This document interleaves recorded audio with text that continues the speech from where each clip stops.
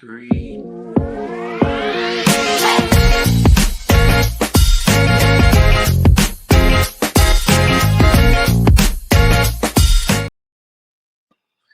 Hey fam, welcome to another episode of Good, Bad, and Ugly about real estate.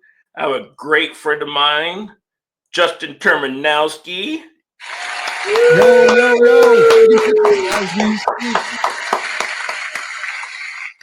How you What up, doing, dog? bud? Good. Thanks for having me. Oh, thanks for coming on, man. I know you're a busy man, so I appreciate you carving some time in your busy schedule to come No, drop some knowledge nuggets on us. I don't have the pleasure of getting on too many podcasts, and not because of like I'm too busy. It's because no one asks. So I thank you for asking. And I assume that you're too busy, I think. well, yeah, see, that's the problem. I'm so not aware of like other things of what people may or may not think, and that's Sure. probably a problem with me. But I just think like, I don't know. Yeah, sure. Like if you want to do it, let's go. But it's just we all have to just be flexible because we're all entrepreneurs. We're all crazy, and you did adapt. We were supposed to do this yesterday, and I had something come up. But bro, 100% wanted to be here, and thank you for doing it. Thank you for doing a podcast and sharing your story and getting other people on and highlighting. So I have the pleasure of being on like a podcast that I get to do some of this on the other side of it. But it's like, yeah, like for once, it's nice to be not the host. Well, you're welcome for that. So, on that note, I will go ahead and let you introduce yourself to the audience. But before I do that, just for you guys know, Justin is in Owners Club with me. He's in the Sub2 community. He's one of the huge leaders, kind of helping us pioneer stuff. And I'm going to, in this time, just pull as many nuggets out of his brain as I possibly can so that y'all can better understand real estate and some of the strategies that he's using that you may want to implement in your business. So go ahead, Justin. Tell us about you and how you got into real estate.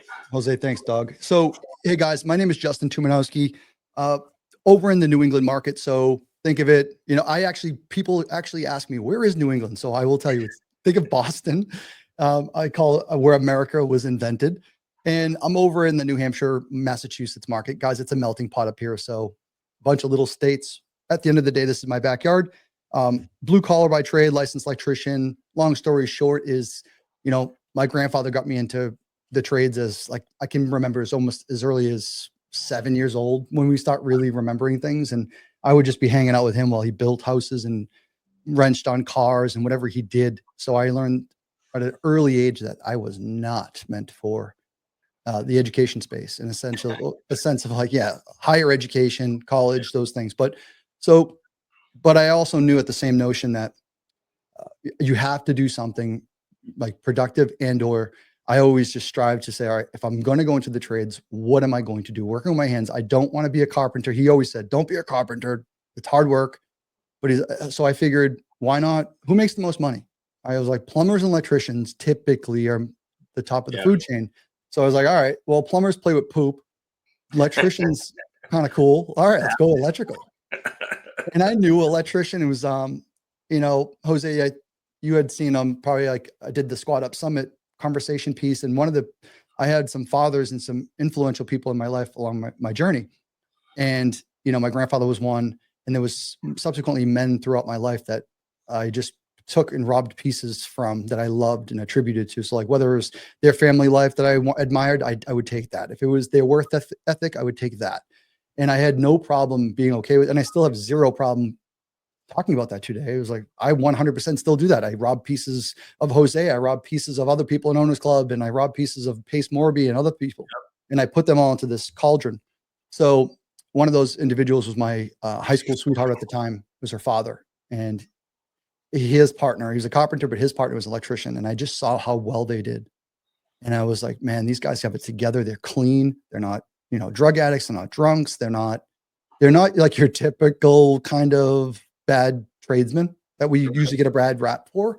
And at the end of the day, I was like, here we go. Let's do it. So he gave me my first set of hand tools and went into the trades to be an electrician. And subsequently, I'll just expedite the process for you. But did the whole thing, got my license right out of the first try, did the apprenticeships, started a small business, worked for other people as well, like one other big company, and then working in individuals' homes on the side and doing side work and the hustle and the grind to try to make more money. And trading time for money was something that I thought we had to do. I didn't realize that I knew people did okay, but I just thought they were higher paying jobs. Like the CEO of, I don't know, Coca-Cola, right? Right. Probably X amount of millions a year. I just figured, well, he's still working those hours. It's just a high dollar amount. So I was like, how do I just keep getting more money per hour? Right. But then I realized, then it clicked that I go, well, like I'm working in these people's houses. It's their second and third home. We're doing these additions. They don't give a crap of what I'm charging. They don't care of what the wife just picks out the things that she wants and we do it. And the bill comes in. And I started to realize, go, well, what are they doing? And then you start to go, all right, they own other assets, or it's real estate, or there's a supplemental income as well, other Right. streams. So then I'll save it, right? I'll stop here at this last little story where I was working at this girl's house, and it's a girl I was definitely crushing on. I was in Boston, I was working, and she was the receptionist at this law firm, and I would go up there and do some work. And next thing you know, she's like, "Hey, can you change some switches at my house?" And it was on near my house. So I'm like, "No problem." So I go there, and it's in a townhome, and it's in this development of other townhomes. So think of it, Jose, as like probably like 6 or 8 townhomes, and then you got another 6 or 8 townhomes, and they're Yeah. all in this complex. So I go in and I'm talking to her and I'm like, GQ, and I'm screwing Yeah. this light switch off the plate off the wall, and I'm taking the switch because I think it wasn't working. And I'm like, so like, she's like, oh, my father owns this. I'm like, oh, of course your father owns this. You got her a townhome. She's like, no, he owns all of these. And does not compute. I did Yeah. not realize that that was a thing, that someone could amass, I don't know, 50 townhomes in this development. Right. And she's in one of them. And I was like, holy moly, that's insane. So then from there on, I remember that. I don't remember much. I remember that. And from that Yeah. point, I'm like, I need real estate. I love real estate. I love working on it. Why don't I? Sure. So that was it. That was it. That's crazy. So what now that you have made the decision on, okay, real estate is my thing now, or I'm gonna figure out how to get into real estate, did you kind of like just pull the trigger and like figure out I'm gonna make mistakes and learn? Did you educate yourself? Because one of the biggest things in real estate most people do is analysis paralysis. So how did you decide to kind of break into that space and then and I shouldn't say try, and have become successful today? Yeah. So really it was the analysis paralysis. I will say, I want to get that out of the way. I don't have it. I do have it. Everyone has it. I think it's to this, what degree? Now, I'm not someone who sits there and just sits there and dwells on things. Now, I might on some like negative aspects of things, but for taking action is something I've never had a problem with, because honestly, I'm going to speak negative of myself. That's not cool. But I think I also understand what I'm going to say is sometimes I feel like I'm too stupid to like have analysis Air or paralysis. does Like I was like, sometimes I feel like I'm like, am I missing something? Why are you all just waiting back at the finish, like the start line? Like, let's freaking, I just started going. So for me, it was a partner of mine. It was a best friend. Every job that we had together growing up since we were 13. And every job that I did, I would bring him along. Honestly, it was me bringing him along. But I think that was sort of a crutch for me. But he was one homie that I could rely on, and that he could keep up with me too. That was the thing. Like, not a lot of folks in my life have been able to keep up with that go drive. right? So his name is John, and it's unfortunate we're no longer partners. And Pace helped me get through that early on in like 21. But what we started to do is we became electricians. Became an electrician. I got him in the trades. He was landscaping. I'm like, dude, come make money with me. Come on, like this is what, stop landscaping. They're nothing but stoners, and no, Yeah. there's some successful people. Don't get me wrong, but at the time, you're 18 years Yeah. old and it's smoking weed and mowing lawns. Right. And I'm like, bro, come on, let's go. So he became an electrician with me. Then subsequently, we went through the ranks and then started a small business together. And then I got him into the real estate. I'm like, let's do this. This is what we need to do. we put all our money together. Everything we did on side jobs, we put together and saved enough to flip a house. And our first house was 2013, 13 into 14. And it was the first flip. It was a like $100,000 house. And yeah, I was like, and I thought that flipping one or two or three houses a year I was going to be rich, dog. I thought I was going to be, Jose, I swear to you, I thought I was going to be so rich. Yeah. But you have to take the first step, and maybe dreaming, that's fine. I think it's okay to dream, and it's actually okay to be let down because it just makes you go yearn for more. Right. So we were doing in between all the jobs we had, like 2 or 3 houses a year flipping. And then we built up and I go, all right, dude, I started learning how to buy these houses at the auction. And like the personal residence that I'm sitting in right now, my home office is it was a pre-foreclosure, which we can get into later. I didn't know about sub two and all those things that everyone goes after pre-foreclosure, but I Right. subsequently I was taking my vacation time and any spare time and going to auctions. And I was like, I'm not going to buy deals on MLS because it's too crazy. And the market was going up and up and up. So I'm like, how do I buy at a discount? I just found the auction block. And that's what we did. And then I started to find 2 families and little small multifamilies. And I go, we're flipping these things full gut, all these other houses, full gut rehabs and selling them. Why can't we do that to a multifamily and then now learn the Burr method? And so I was flipping, and then I went into the Burr to condense the story down. And the Burr method I'm still doing that to this day. I just do it with some creative aspects, and we deploy different tools that we've learned, but Sure. that's it. Like, bro, grassroots evolution. But at the end of the day, it was consistently doing this real estate game. Now, others have gone past me, others have gone and scaled, and you know, I felt less than a lot of the time. And I'm like, how does that guy have 30 units when I have 3? How does Right. that guy have 50 and I have 7? And that's a different conversation on scaling and how many you want to require and how big of a portfolio and all that. But at the end of the day, bro, I wouldn't change a thing. And, you know, learning how to navigate these old houses and challenges in construction I think, made myself just a better investor. So that's it.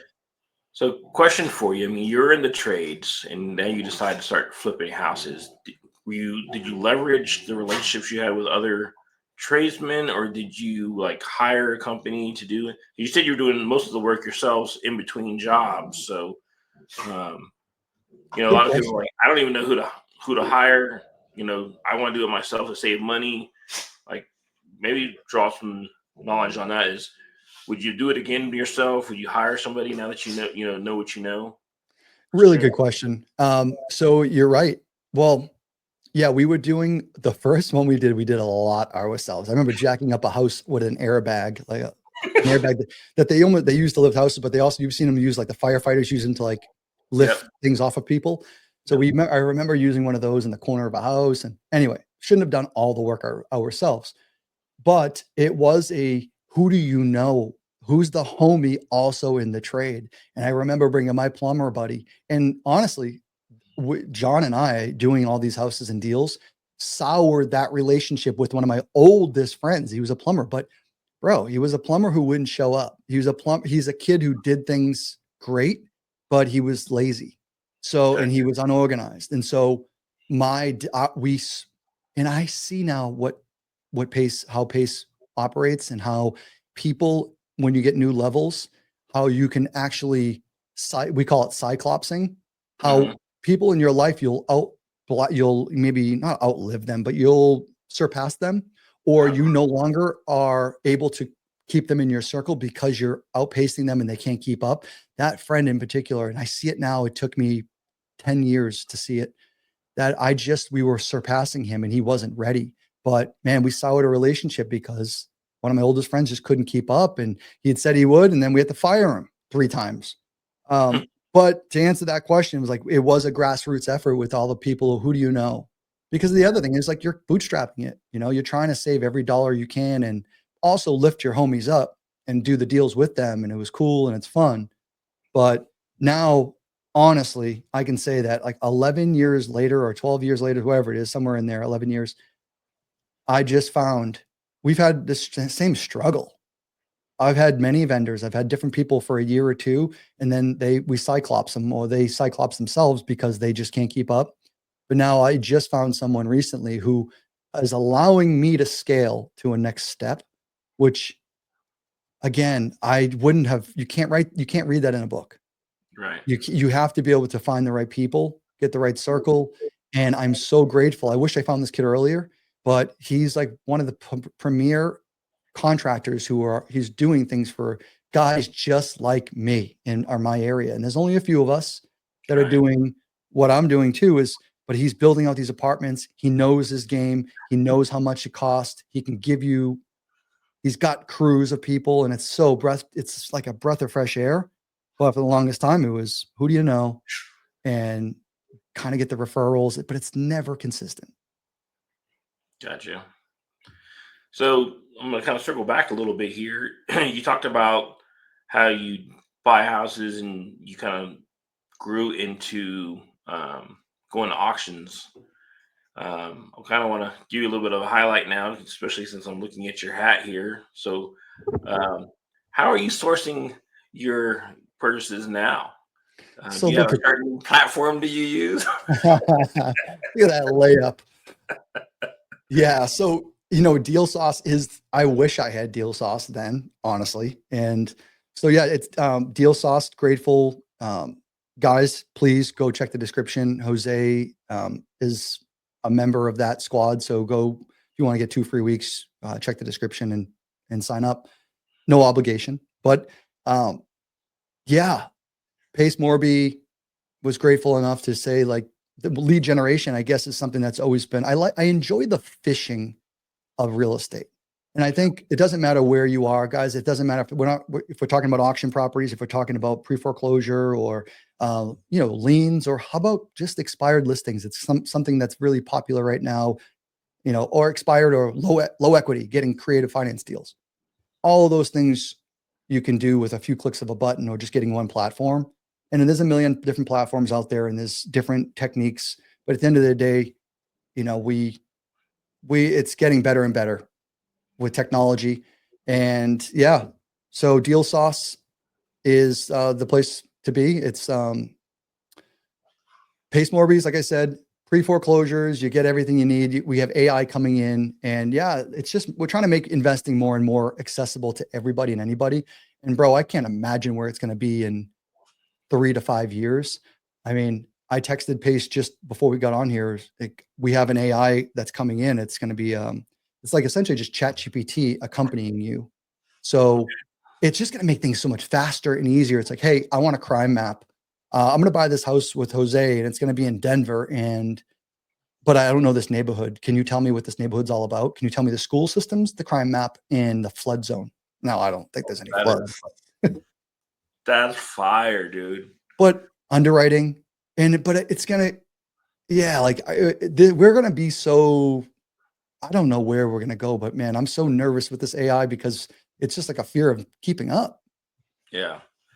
So for the audience, Justin is being really, really humble on this deal sauce. So let me kind of throw some other stuff out there that this thing can do for you. Like, I don't know if you caught that, but you can do some very napkin type of underwriting to give you a good idea of getting started. For a cost, you can find cash buyers. So if you're a wholesaler trying to find people who are buying, or if you're an investor that you want to see if you can pull in a partner that's helping people and how much they're lending in certain areas, you can do that as well. Um, and then, kind of contrary to or complement to that, a lot of people use prop stream. One of the nice things about deal sauce is you're not limited into there is a limit, but not as limited to the area that you're searching at one time. So let's say you're looking, like you said, pre foreclosures, low equity, and maybe like vacant properties.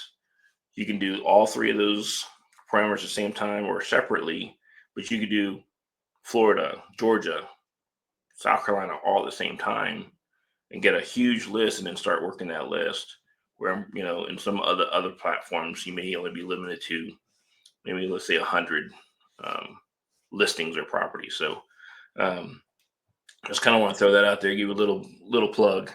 Yeah, thank you. And you know what? It is hard to talk about, some like again, there's so much going on, you start to forget how many other features there are. But how about this? These are the things we're also trying to implement. The cool thing about it is, listen, you and I had spoke, like you see something, you say something, Yep. we can try to fix it. Like I don't know who to go to for prop stream. You know what I had before? I had prop stream. They shut my account down and they thought I was pulling data years ago. It was my VA in my using my logons because I didn't want to pay $25 or whatever it is for her membership Right. because she was just doing things for me. She wasn't investing. She was just using, Right. like, she just needed a logon.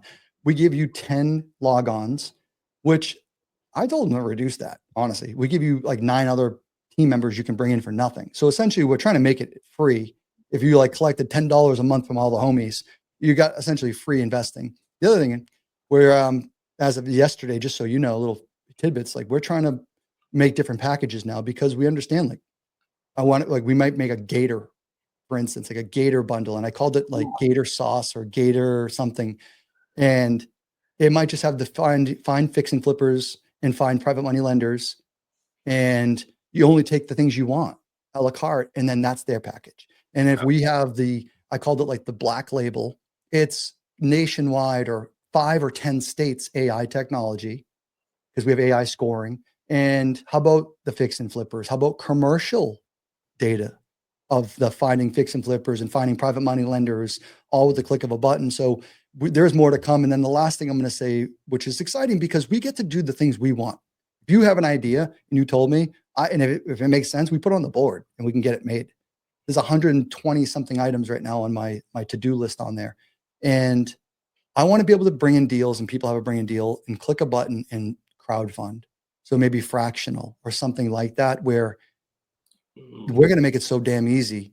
If you can just start, because bro, bootstrapping it, I had to borrow money. I had to work freaking nights and weekends. We saved our money and I didn't know about this. That's the freaking thing. I did not know about private money. I went to a bank. They made me bring 20%. I had to sit down. It was a construction conversation and vetting. And I understand that all is required to some degree, but man, it would have saved me some time. For sure. So that's a takeaway right there from I guess if we're going to have a learning lesson from I guess, like, I sound like an old man in a way talking like this. Is like, oh, I would have changed this from my day. But 10 years ago, I gotta I admit, would I'm have, old if I say you're old. So yeah, dude. But it, like, investing wise, it's like, yeah, night and day. And I didn't know about half these tools. I didn't know they didn't exist. So sure. the cool thing is, guys, check out Jose's link down there. Give him some love and make sure you give him like a subscribe, but also check out his link for the 2 free weeks and just give it a whirl. Yeah. And I'll just say this because I've used this myself. Got a great support system. It's just getting better. Every time I find I call it a bug or something that I used to be able to do on something else that I can't do in Deal Sauce. All I do is create a ticket within 48 hours. It's usually worked, or at least they acknowledge the fact that I'm bringing a concern, and they'll say it's going to take us some time, but they're working it. So, um, Yeah. trust me, like he said, 3 5 years, it's probably going to be the only platform people are using. So, Yeah, I mean, we have so much more coming.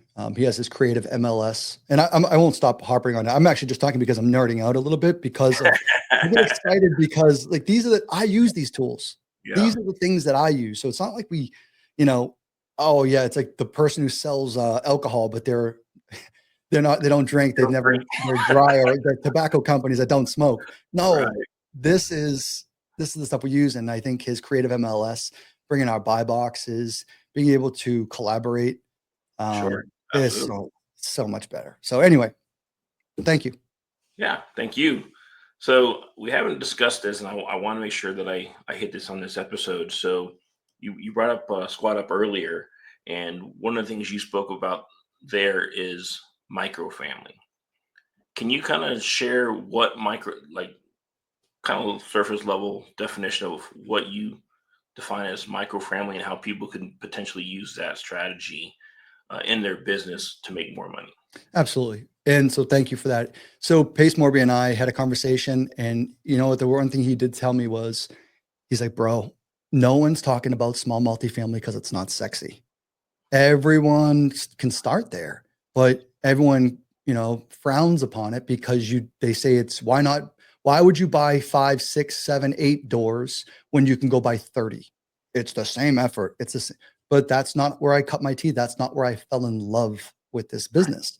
And well, that is where I fell in love with it. Not 30 units. It was the 2, 3, 4s. Right.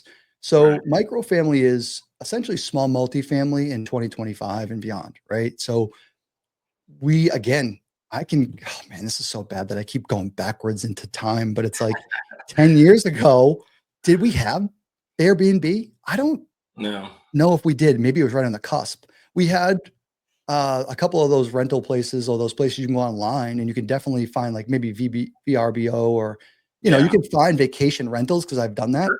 But yeah, we do a mixture in our assets. So let's just say right now we have, I don't know, I just did a three unit and I converted a single family, big, old New England single family house. I converted into 3 units. And inside of that is two family units and one micro. Well, they're all micro, but in particular, there's one definitely micro unit, which is it's a studio, and we'll furnish them. We'll give them insurance rentals. This actually a woman who took this was a referral from an agent who she was going through a divorce. She needs furnished, and she needs it for 6 months. But bro, I'm not signing a 12-month lease. I'm not putting it's furnished. So I'm in this weird world of the insurance, furnished, non-furnished, maybe 30 days, maybe 15. I don't do nights. I don't do weekends. I don't do 7 days. I think our threshold on some of our assets will be 15-day minimums. But I Okay. have so many people traveling for work from Yeah. Texas to New Hampshire, and they're coming here to do, 3 weeks of work. They go back down, come back up. Um, so really it's I will probably say that it's market by market. Now my market happens to be it's not saturated. Right. I don't have an abundance, of Airbnbs or short terms or medium terms. And so we've been able to carve our little market out. And it's not just that. Like there's plenty of people who need a clean transition. Right. Well, last thing I'll say on that is we've had so many people that are doing renovations on their own homes. And I think this is brilliant. They're like, hey, we're moving out of our house into your house. So we don't have to deal with the brushing our teeth and washing our dishes in the kitchen, in the bathroom sink or the tub Right. while their kitchen gets remodeled. So I thought that was brilliant. So we were catering to that market up here. And so now we're just rolling that out. We're under agreement right now with an old 60s motel, which is rare up here as well. Like there's motels, but to not be already converted or touched. Right. Um, we just took that in. It's Southern New Hampshire. It's a market that I couldn't believe I found it. And we're going to convert that into probably about 10 units because of size and density and the things, zoning and restrictions. But we're Sure. going to put about 10 microfamilies in there, majority of single bedrooms, studios, and a couple 2 bedrooms. And we're going to just rock and roll with that. And it's going to, we have no problem with that. I'm glad you brought that up. So I just want for the audience, if you didn't catch it, he said he's taking a single family home and basically making it a triplex with a couple of bedrooms and two of the units and then a studio as a third one. Um, that's what you call maximizing your earning potential, I guess, on that one single asset. And then I like the fact that you brought up the motel because I was a question I was going to ask you. Um, you know, me coming into the real estate space back in 2016, um, you had people talking about conversions, but I think that's what microfamily is, right? You're taking an old school, a motel, um, shoot, even a Sure. retirement home, right? Church, and turning into living space. I mean, can't know what the current statistic is, but the statistic I heard was, we're about if we had builders build 2 million homes a year for the next 10 years, they would meet the requirement for today for homes, Yeah. right? So it just shows you how far behind we are as far as creating uh, living space. Not even I won't even throw about the affordability, but just living space in general.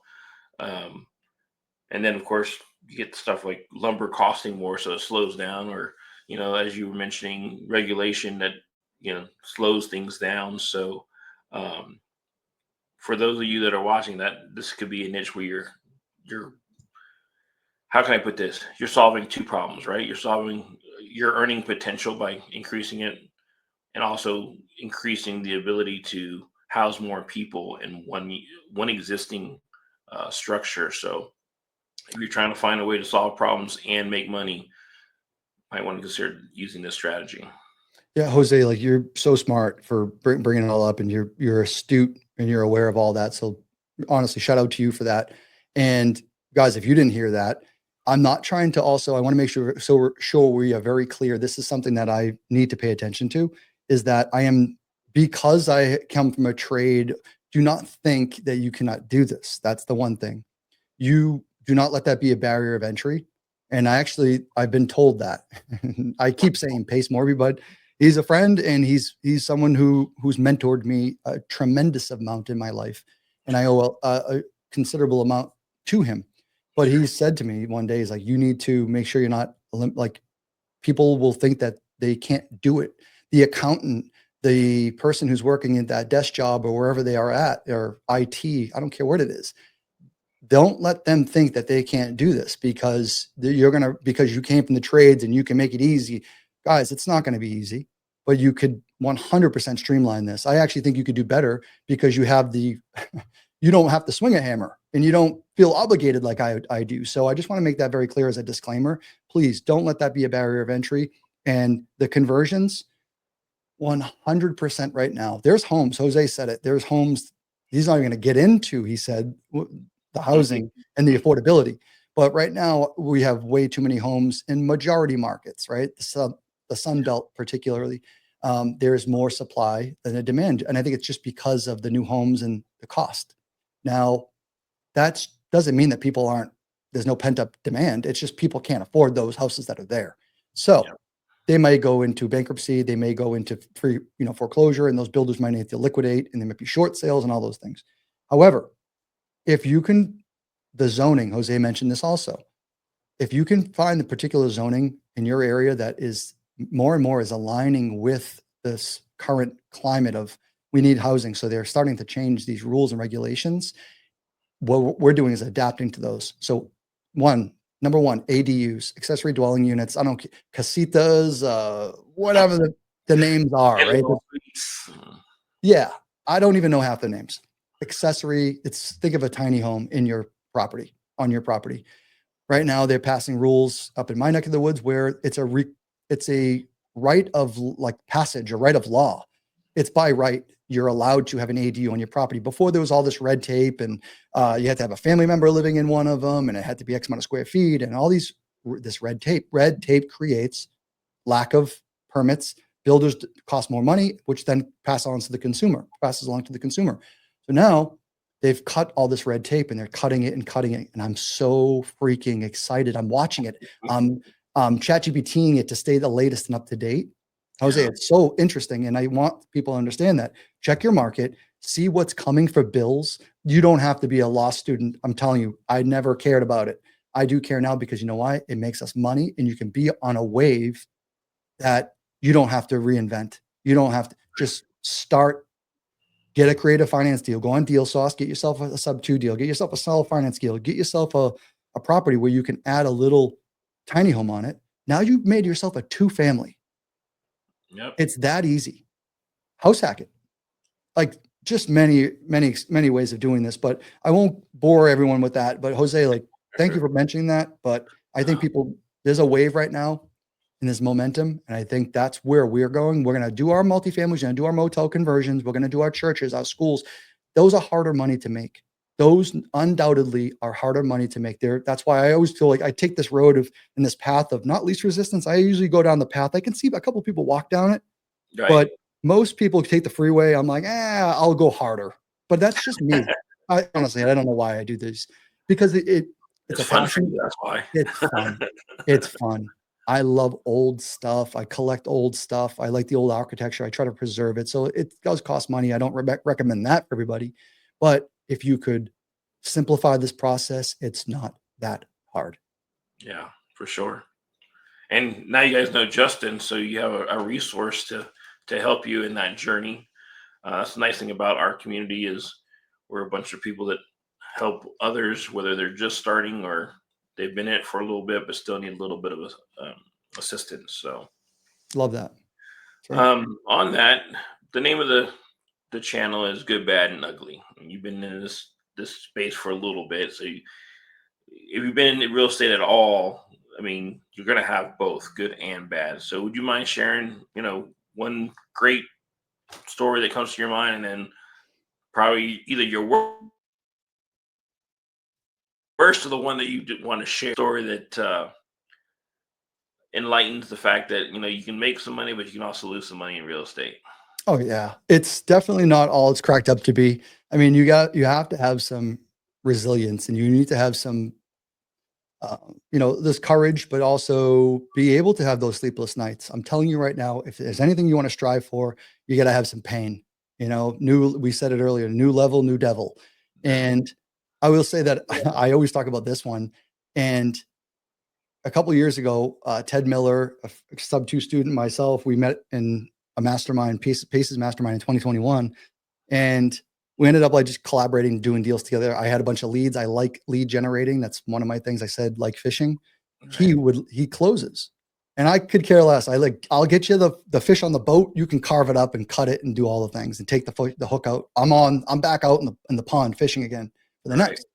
So Ted, we got this deal, Atlanta, awesome, bro. We got the ultimate scammer. Oh, she's a fraudster. I don't know how to say it other than she's just good at being a scumbag. Okay. We saved it from foreclosure. We were like, hey, do a post possession, like 2-3 months, perfect. 2-3 months turns into 6. 6 turns into like starting to like now there's excuses, and it's Mm, still a really good discount. It's a really good discounted deal. It's still good. We're like, all right, we're good. But then it's like, oh, I got a pod.